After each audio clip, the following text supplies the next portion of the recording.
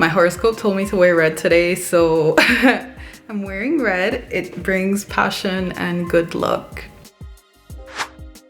This video is for the person that, despite having so much on their plate, they just want to do more and more and more and more. You constantly want to go out and do things with your friends. You know you work your 9-to-5 job to pay your bills, and you have all these goals, ambitions, and dreams that you do on the side that you're maybe hoping to become a full-time thing, a part-time thing, but maybe you're struggling to balance the time to do all of that stuff, and you just want some advice. I am here for you. If you guys are new, hi, my name is Keiana.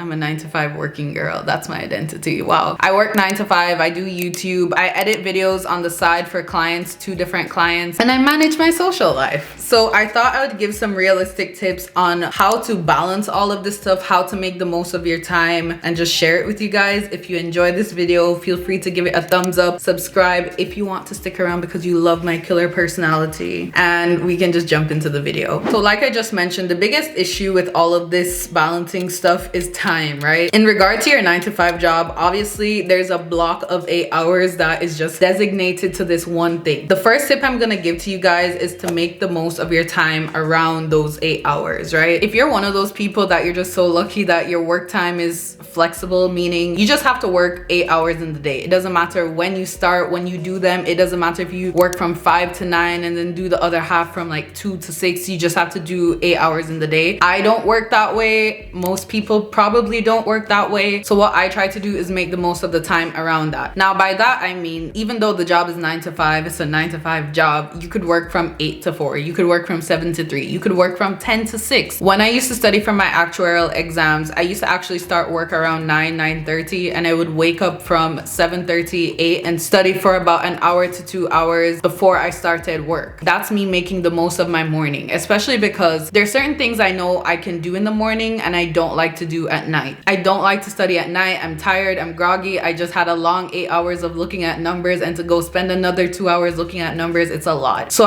I'll do something more. I'll do something that's completely different after work, like video editing. It's just completely different. And I hope that's a good example if you want me to relate it to something that's not YouTube. Maybe something you have to actually go outside your house to do as a side hustle. Maybe you do Uber rides and you work your 9-to-5 job. If you can start work at even 9 o'clock, a lot of people take Ubers in the mornings to get to work, right? Now with the whole pandemic thing, I don't know how business is going at that time in the morning, but the point is to take advantage of the time that you have around your 9-to-5 job and time block that time out so that you know what you need to do, so that you're not waking up deciding, oh, should I work on my side hustle? Should I go for breakfast with a friend? You already know what's going on. Block that time out and make the most of the time around your 8 hours in a day. Tip number 2, understand that you're gonna just have to sacrifice something. I always hear people always seem to complain as if they're the only person in the world that does this whole balancing a job and a side hustle and have to socialize kind of thing, and they'll complain as if they didn't put themselves in the situation. Now mind you, I'm not talking about anyone that has to do a side hustle in order to make more money. I'm talking about when you make the choice to do the side hustle. At some point you're gonna have to sacrifice things, and you're gonna have to accept that if you don't work on the side hustle, for example, you won't make progress. Sometimes you're gonna have to sacrifice going out with friends to make something work, and that's okay. That's where you learn to prioritize. You don't need to go to every event. To be honest too, if you're running a side business, it already kind of says that you're ambitious in some sort of way. So your friends should understand if you don't want to do something because you have work to do, you have business to do. I know a lot of people feel shame in canceling plans with friends because they have to work, but that's okay. You have to find friends that are more supportive. Can you just imagine a friend saying, no, I'm so mad at you for not coming out with us because you want to succeed?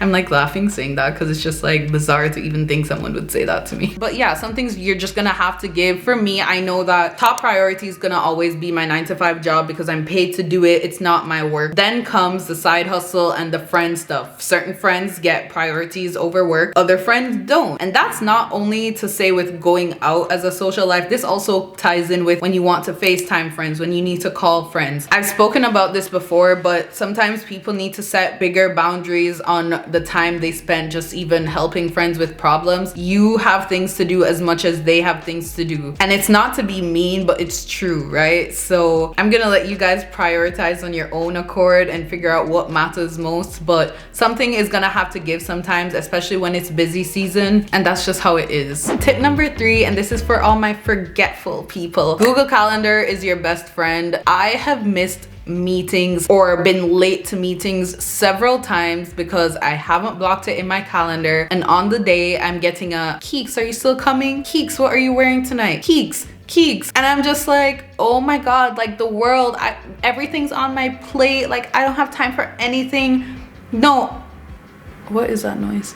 I lost my train of thought, but the point is that a lot of the times I forget to keep track of things in my Google Calendar so that it can notify me on my phone, on my computer, on all my devices, and it comes to bite me in the ass. This is a tip I talked about the first time I filmed one of these videos, is using a calendar so that you don't forget things. And I said it there, I thought it was so important to say it again here. You have to put everything down to going out with friends in that calendar, because you're gonna forget stuff at some point. I know for me, when I'm working, especially on my side stuff, when I'm in the zone, I'm in the zone, especially because editing, you know, I'm locked into that. When you're at work, you're at work, so you have to plan that time out in your calendar, keep everything right in front of you so you can see it, and I promise you it will make your life that much better. Tip number 4, and this one is very underrated and people know to do it but they don't do it. You have to block out time for yourself. That's what's gonna prevent you from burning out, which happens to me a lot because I don't prioritize myself. I tend to prioritize work over my own self-care, and I learned that lesson over and over and over again. Actually, I haven't learned the lesson, or it wouldn't be happening still, but this is an issue that happens to me every couple months. I get really stressed, really anxious, really flustered, and that's when my social life suffers, when I don't prioritize myself. That's when my side hustles suffer, when I don't prioritize myself. I miss deadlines with clients sometimes. I'm behind on my YouTube videos. I'm still at my job because that's top priority, but that's the only thing that I have time for, and even then I'm exhausted. You have to make time for yourself, and that's on a daily basis, that's on a weekly basis, that's on a monthly basis. On a daily basis, maybe you take an hour before you start work to have time for yourself. I try to wake up every morning and journal and stretch or just do something for myself, even when it's coffee. For me, when I drink my coffee in the morning, or the first couple sips, I always watch a YouTube video. Even if I don't journal, even if I don't stretch, I always take 5 to 10 minutes and just enjoy a YouTube video while I drink my coffee. That's very much me time. It's a small amount of time, but it just gives me that moment of peace, you know, and you need that for yourself.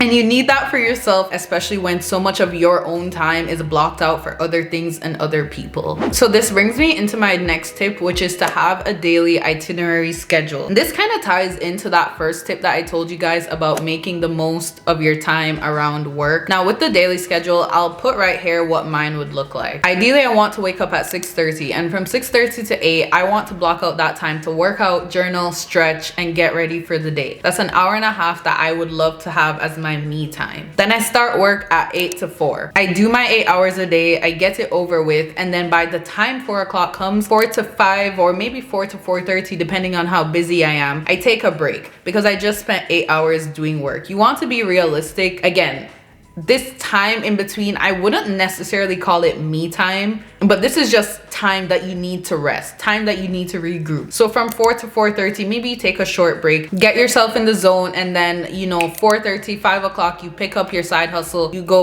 But whether it is that you're gonna go outside and do whatever side hustle you have to do, you're gonna go do whatever freelance skill that you offer over the internet, and just, you know, just deal with that. Block out your time, set your schedule so that you know what's going on. And so for me, maybe from 4:30 to about 9, 10, I'm still trying to get better at having a cutoff point when it comes to working on my side hustle. Right now, I'm in a very, what I call grind zone. So I'll probably work to around 5 to 6 to 7 hours. But I'm trying to fix that because it's not healthy to be working until you fall asleep. That's something I'm really working on, but that's just what's happening right now. And I'm just trying to be real. Like, we don't always have it together, even though I'm sharing these tips, right? And then once I'm done work, let's say 11 p.m., then I go to sleep, and then I wake up, and then you start the whole process the next day. And And you know, you want to get more specific with this on a daily basis. What are you working on at work? What are you working on during your side hustle time? You know, I think I'm in a really good position right now. I'm young, I'm single, I don't have kids. I can make my schedule just do what it wants to do. So, you know, if I want to even take out 2 hours of client time to put in 2 hours of hanging out with a friend, nothing else interrupts that. And that's why I think it's so important to take advantage of the time when you have it, right? Shall we piggyback on tip number, I hate that word.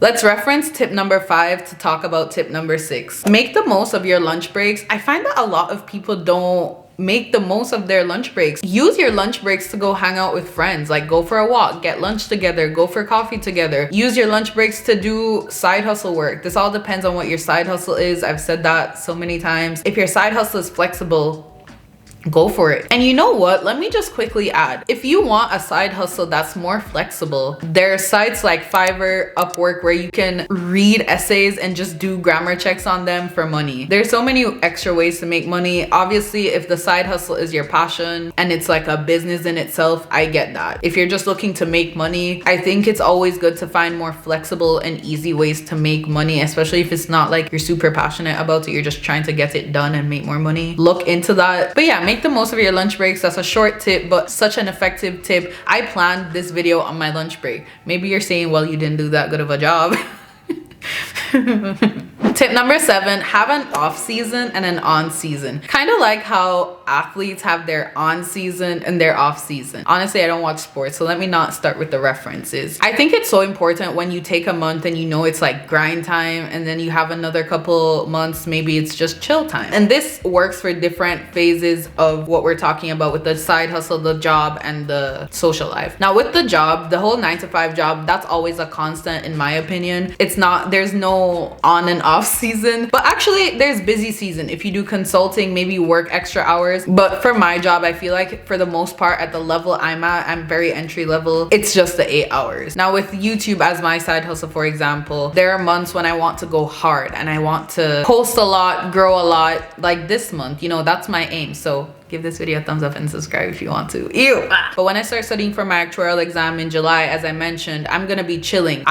In regard to YouTube, I won't be posting as much because priorities. See, we have to go back to that tip that we talked about earlier. Prioritize, guys. Understand what your priority is so you can have an on season when it comes to social life in summer. You know there's gonna be a lot of things to do. So maybe you know that, all right, if this is a side hustle that I'm just using to make extra money to supplement things, maybe I'm just gonna slow down so that I can enjoy more time with your friends. Because I've definitely fallen into that whole trap of working a lot and not always being present for activities and parties and all that stuff. And I've regretted it in the past, you know? So I always try nowadays to prioritize socializing in a way that works for me. And there are benefits to socializing. I think people underestimate that. There are benefits to going out to parties sometimes, especially depending on the types of events you go to. You never know who you'll meet. Second to last tip, this is kind of just a reminder because I've already talked about it, but be efficient with your time. When you're doing something, do it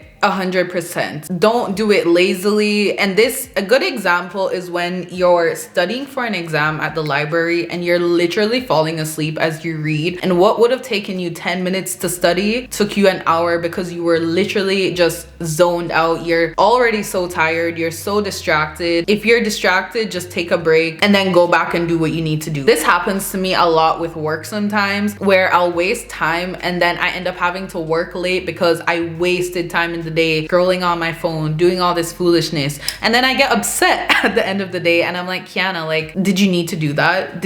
Were those TikToks so important? But really what it is that, you know, sometimes I don't take breaks throughout the day, and then I'm trying to do these two things. I'm trying to work but also take a break. Just take the break separately from doing the work. Like, you can't multitask everything, so sometimes you just need to focus on one and do the other after. Be efficient with your time. Oh, and the final tip, number 9, learn how to multitask. Now, like I just said, it's not every task that you can multitask with, but there are some things that you can multitask with. So for example, in the morning, I could choose to do everything individually. Listen to my podcast, stretch, journal, coffee. I could do each activity individually. What I do sometimes is while I stretch, I listen to one of my horoscope podcasts. Honestly, I really just got into that this morning, but it works. Another thing I do, and this was something I've done in the past, whenever there's a podcast I'd like to listen to every single morning. It's called Optimal Living Daily. When I make my coffee, which is something that's already gonna happen, I listen to the podcast while I do that instead of journaling while I listen to the podcast. I just want to soak in that information, right? I don't need to sit and look in space and listen to the podcast. I can pay attention while I make my coffee. I know people talk about doing things individually so you can be more present, but the truth is that when you're trying to do so much, you don't always have the time to be in the present for every single thing every single day, and you still want to soak in that much information. You know, social media has already taught us how to take in a lot of information at once, so why not make the most of it when you can, you know? All right, so those are all the tips I have for you guys. I hope you guys enjoyed the video, and if you did, feel free to give it a thumbs up, subscribe if you want to, all that jazz. See you guys in the next video, I guess, if you choose to stick around. Okay, bye.